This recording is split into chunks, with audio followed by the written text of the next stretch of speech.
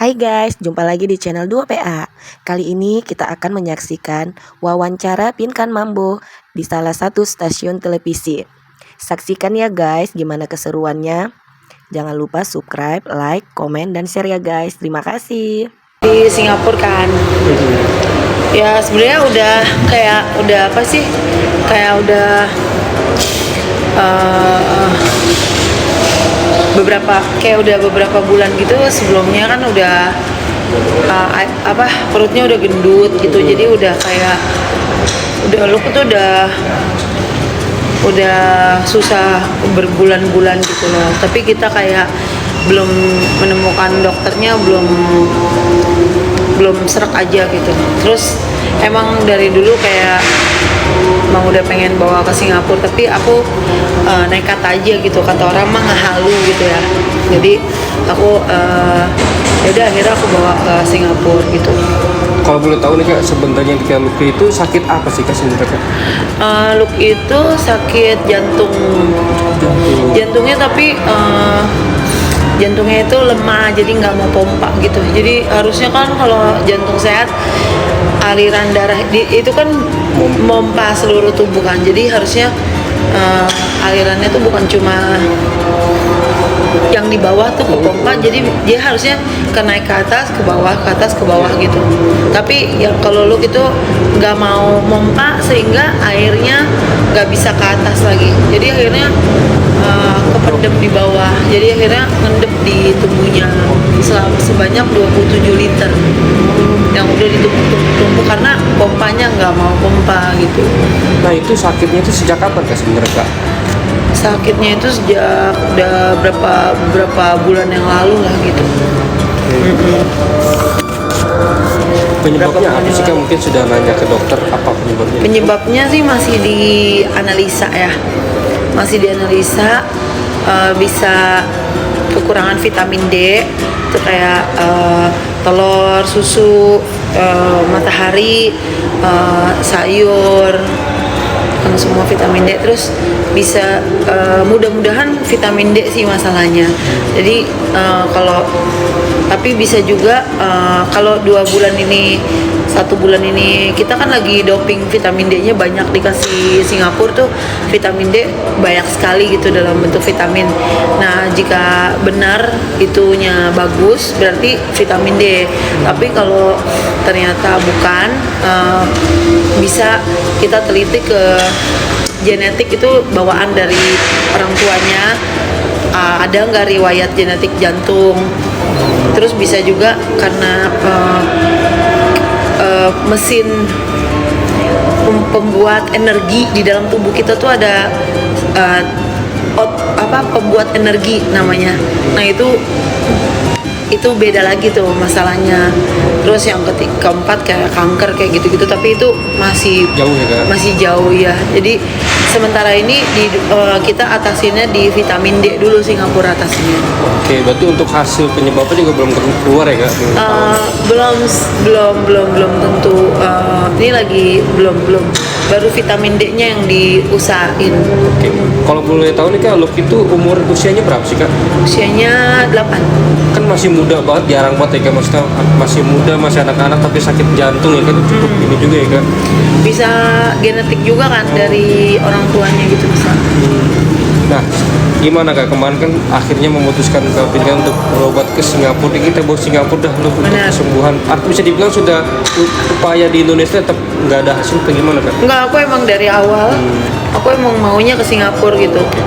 Walaupun aku orang kaya berdoa. Aku tuh orang kaya gitu. Aku ngomongnya aku orang kaya. Nah, jadi kan orang bilang Singapura tuh super mahal gitu, hanya orang-orang kaya gitu. Nah aku kan berkata di bibir aku orang kaya gitu. Nah tapi kan kalau secara logika manusia, aku ke Singapura cuma bawa uang 2 juta. Jadi aku ngehalu gitu.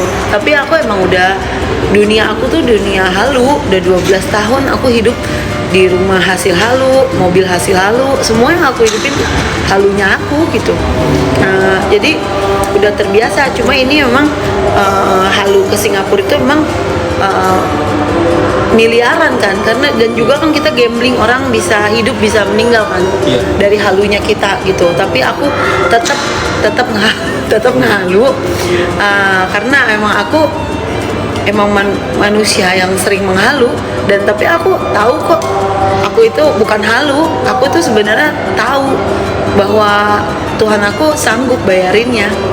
Tapi sebagai manusia yang hidup, aku di dalam ilmu kehaluan itu, di dalam keyakinan kita sama Tuhan, kita ini manusia yang deg-degan, yang bahkan di sana kami Oko, terus ada teman aku baru dari TikTok kasih kita tempat tinggal. Jadi aku tuh kayak zaman nabi-nabi gitu loh, kayak yang pergi itu cuma dengan sendal gitu, terus orang kasih Mungkin tempat tinggal, kasih musafir gitu ya kayak musafir itu. Karena kayak aku ngerasa aku nggak tahu ya, itu makanya hidup aja tuh aku 2 bulan di Singapura, walaupun mahal semuanya, serba mahal, 4 kali lipat dari Indonesia. Ada yang kasih tempat tinggal, terus aku dibayarin hotel, dibayarin makan. Kadang aku gak punya makanan, nanti ada yang kasih aku terigu, sayur, apa kayak gitu. Naik bis, turun bis, aku gak punya mobil kayak gitu. Oke. Berapa lama Kak di sana Kak untuk berobat si Lut itu Kak? Aku berobatnya 2 bulan, tapi aku pergi kan setiap 1 bulan aku harus stempel Indonesia. Jadi aku harus setiap bulan, sebulan sekali aku harus ke Batam untuk cap Indonesia gitu.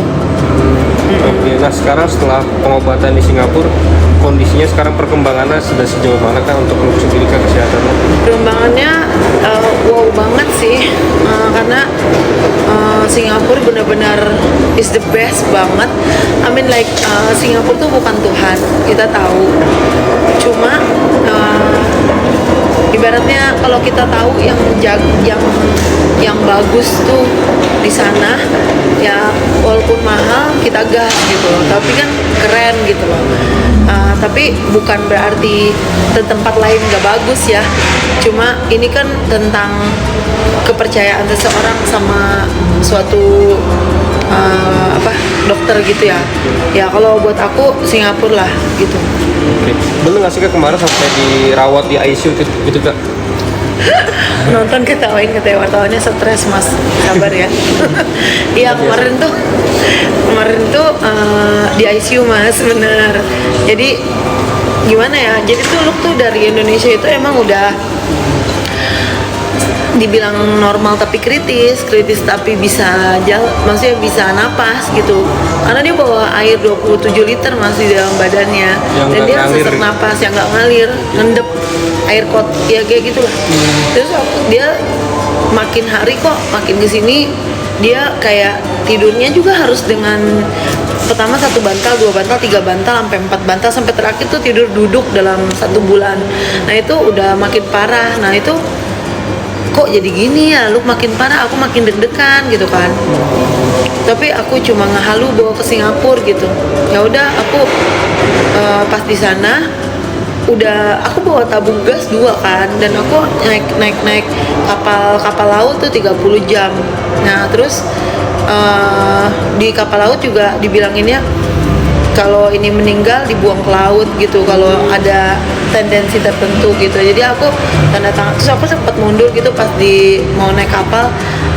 Lu kayaknya agak cukup halunya deh mami, pulang aja Yuna gitu. Soalnya kan aku kan juga tanggung jawab sama papanya lu, kan udah diancam juga gitu sama papanya lu, kalau kenapa-napa lu bisa gua apain lu gitu, istilahnya bisa dituntut atau apa. Nah aku kan orang gila loh, bawa orang sakit kritis ke Singapura gitu. Nanti kalau udah sampai luar negeri nggak bisa bayar gimana gitu. Tapi aku masanya kan gambling, soalnya kan nyawa mas gitu. Terus akhirnya Duk bilang di situ maju terus kok di depan kapal yang 30 jam itu. Wah aku sampai gila, lu maju lu, aku bilang gitu, pulang yuk aku takut gitu. Kata lu maju katanya gitu. Ya udah aku maju. Nah pas sana kayak udah kita kan bawa tabung oksigen, kita kadang-kadang pakai oksigen gitu. Dan terus semakin sering pakai oksigen itu semakin sering mas gitu. Semakin sesak napas, semakin sering, semakin gawat gitu. Nah